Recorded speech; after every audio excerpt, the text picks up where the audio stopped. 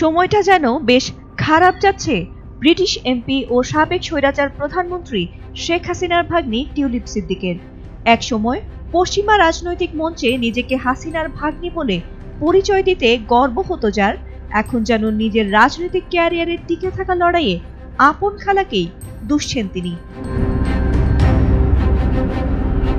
একের পর এক দুর্নীতির খবর ফাঁস হওয়ায় নিজেকে নির্দোষ দাবি করে নিজেই মন্ত্রিত্ব থেকে সরে দাঁড়িয়েছিলেন তিনি।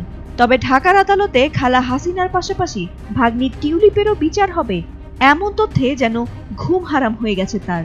তাই নিজেকে বাঁচাতে এবার খালার বিপক্ষে গণমাধ্যমে আওয়াজ তুলে নিজের সাফাই গাইলেন তিনি। সোমবার থেকে ঢাকার আদালতে সাবেক প্রধানমন্ত্রী শেখ হাসিনা ও টিউলিপ সিদ্দিক সহ একাধিক ব্যক্তির বিরুদ্ধে অবৈধভাবে পূর্বাচলে প্লট ও ফ্ল্যাট দুর্নীতির মামলার বিচার শুরু হচ্ছে।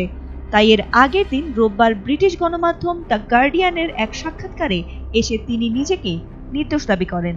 এমনকি তার বিরুদ্ধে সুনির্দিষ্ট কিসের অভিযোগ রয়েছে তাও নাকি তিনি জানেন না। তবে সাক্ষাৎকারে আওয়ামী লীগের শাসনামলে দুর্নীতির ঘটনা ঘটেছে বলে স্বীকার করেন টিউলিপ। তার ভাষায় বাংলাদেশের অনেকে খারাপ কাজ করেছে, এজন্য অবশ্যই তাদের শাস্তি হওয়া উচিত, কিন্তু তিনি সেই খারাপদের মধ্যে একজন নন। এমনকি এ সময় রূপপুর প্রকল্পের অর্থ আত্মসাতের অভিযোগও অস্বীকার করেছেন তিনি। তবে সবচেয়ে আলোচিত বিষয়টি হলো সাক্ষাৎকারে তিনি অভিযোগ করে বলেন, নোবেলজয়ী ও বাংলাদেশের বর্তমান প্রধান উপদেষ্টা ডক্টর মোহাম্মদ ইউনূস ও তার খালা শেখ হাসিনার রাজনৈতিক দ্বন্দ্বের বলির পাঠা তাকে বানানো হয়েছে। এমনকি গণহত্যা ও দুর্নীতির তদন্ত নিয়েও খালার পক্ষে কোনো সাফাই গাওয়ার চেষ্টাই করেননি তিনি, বরং বলেছেন তার সরকার যেভাবে শেষ হয়েছে তা নিয়ে তদন্ত চলছে। আমি আশা করি বাংলাদেশের মানুষ যা চায় তারা তাই পাবে।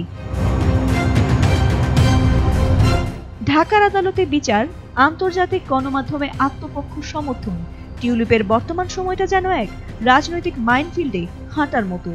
ঢাকার আদালতের রায় কি টিউলিপের রাজনৈতিক ক্যারিয়ারের শেষ পেরেক হয়ে দাঁড়ায়, নাকি তিনি এই ঝড় সামলে নতুন করে নিজের রাজনৈতিক ক্যারিয়ার গোছাতে পারবেন, সেটি এখন দেখার বিষয়। ফাতিমা সুলতানা, এটিএন বাংলা।